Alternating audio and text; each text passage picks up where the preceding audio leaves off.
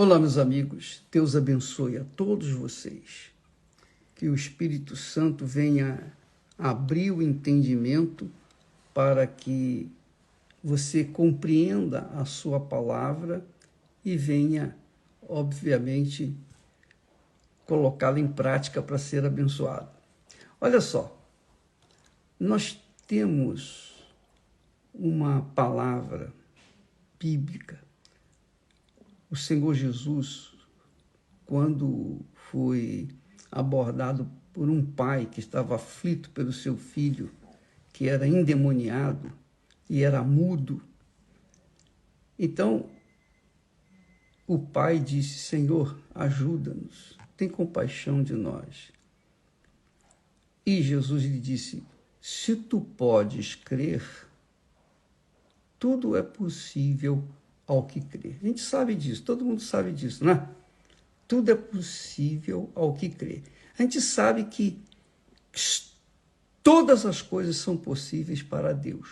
Não há nada impossível para Ele.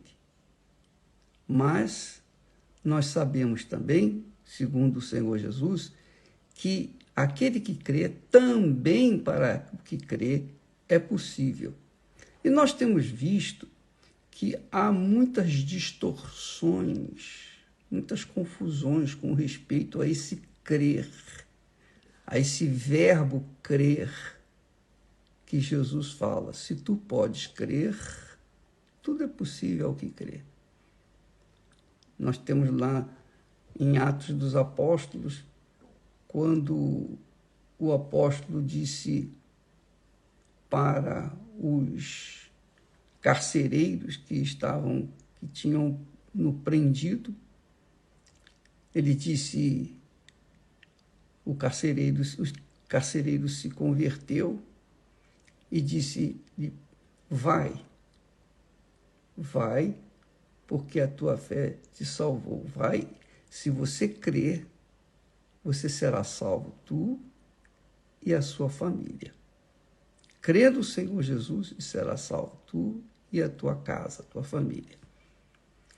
Mas na prática a gente tem visto que nem sempre a família tem sido salva. Alguns familiares ficam à deriva. Mas por que isso na prática não acontece? Por que a família não é de verdade toda convertida? Então, nós vamos ver o seguinte, que o verbo crer, para que tudo seja possível, tem que se crer. Mas que crer é esse?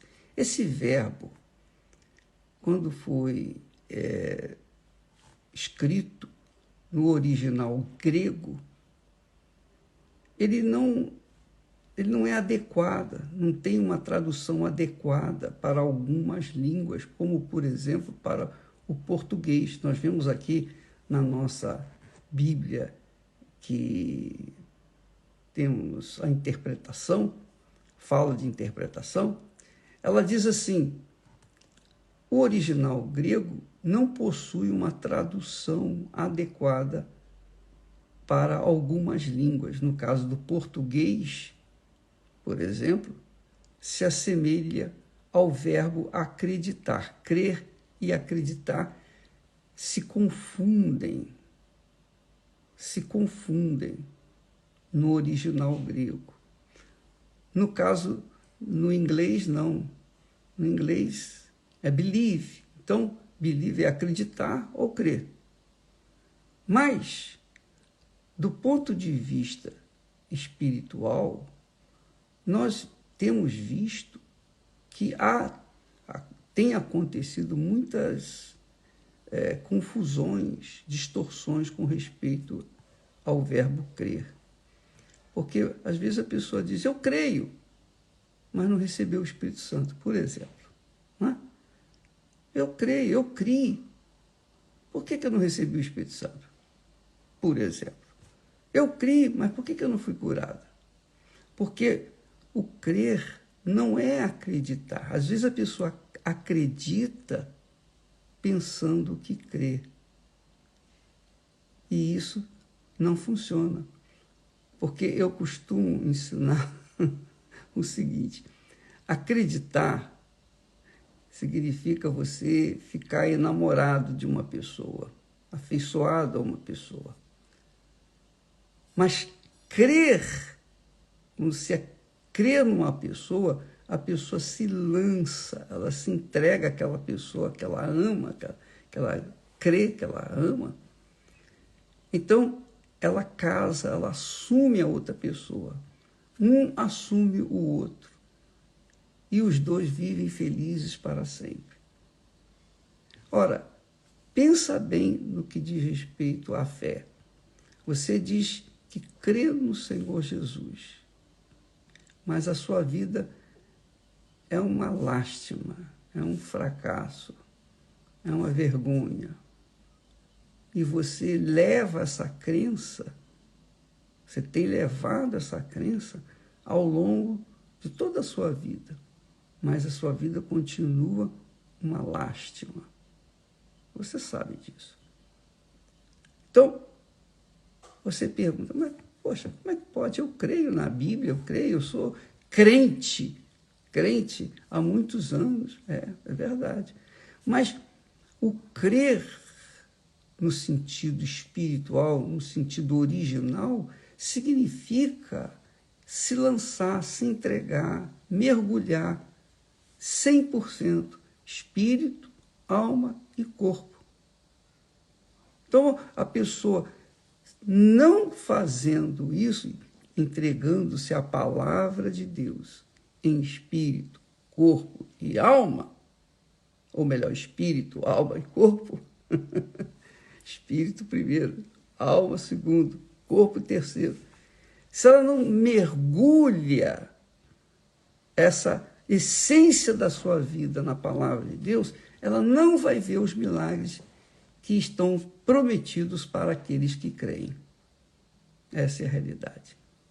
Então, você que está me assistindo nesse instante, deve avaliar a sua fé, reavaliar, para ver se realmente ela é aquela fé inteligente ou aquela fé emotiva. Porque a fé emotiva, a pessoa se afeiçoa à palavra de Deus, mas não se entrega. Por quê? Porque ela tem medo, alguma coisa a impede, ela tem receio de ficar fanático, ela tem receio de perder os prazeres da vida, da carne. Eu sei o que é isso, porque eu experimentei isso na minha vida, né? Logo na minha adolescência, eu entregava minha vida para Jesus, quer dizer, entregava, eu cria em Jesus, mas não tinha segurança em mim, não tinha segurança, não tinha certeza da minha salvação. Eu tinha dúvidas com respeito à salvação da minha alma. Até que um dia, isso passado uns 2 anos, eu realmente decidi me entregar. Eu decidi abrir mão da minha própria vida, dos meus próprios desejos, das minhas concupiscências, dos meus, enfim, achismos. Abri mão da minha alma e entreguei 100% ao Senhor Jesus. E aí aconteceu de eu ter, naquele dia, eu ter sido salvo, ele me converteu, ou melhor, ele me convenceu, o Espírito Santo me convenceu, eu me converti, e a partir dali eu recebi o Espírito Santo mesmo. Na mesma hora, aconteceu tudo naquele instante. Então, essa foi a crença. Essa é a crença de que diz o texto sagrado. Quem crê será salvo. Quem crê em mim será salvo. Se você crê, tudo é possível àquele que crê. Então, essa crença aí envolve uma entrega total. Por exemplo, quando a fogueira santa de Israel, nós fazemos todos os anos, então é justamente para isso, para que as pessoas, quando vão para o altar, elas coloquem todo o seu espírito, toda a sua alma, todo o seu corpo, tudo que são, tudo que pretende ser, tudo que tem, tudo que pretendem ter. É a fé. É a fé. Ah, mas isso é injusto. Se é justo ou se é injusto, pergunte a Deus. Discuta com ele. Mas a fé exige isso, a crença, a verdadeira crença exige isso. E enquanto a pessoa não pratica isso, não coloca toda a sua vida no altar, não acontece nada. A crença dela fica meia boca, aquela crença mais ou menos. Então também a vida vai ser mais ou menos. Então, amiga e amigo, eu espero que você tenha compreendido esse mistério da crença. A crença verdadeira é uma entrega total, é um casamento, é um matrimônio, é uma aliança. E enquanto não houver esse tipo de crença, a pessoa continua vivendo no pecado, porque ela só é liberta do pecado, ela só é livre, a sua alma só é livre quando ela se lança, se rende, ou mergulha na palavra de Deus, na prática, não na teoria. Aí sim, há uma conversão de fato, de verdade. Aí há uma transformação de verdade. Quando a pessoa crê no Senhor Jesus, ela obrigatoriamente ela tem que ter uma vida nova. Obrigatoriamente ela tem que ter o Espírito Santo. Você não precisa fazer jejum de Daniel para receber o Espírito Santo. Mas o jejum de Daniel ajuda a pessoa a tomar a decisão de se entregar realmente.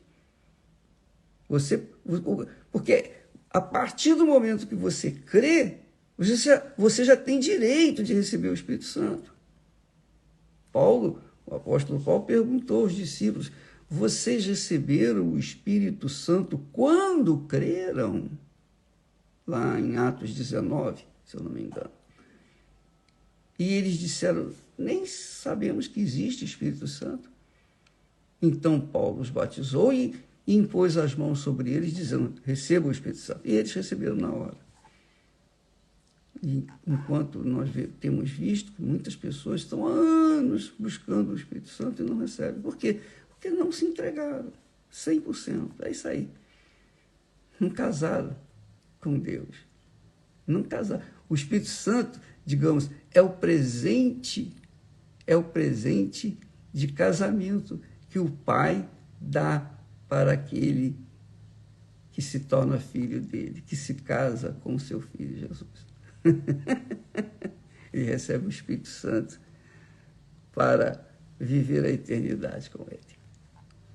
Vamos ficando por aqui. Deus abençoe e até amanhã, em nome do Senhor Jesus. Amém.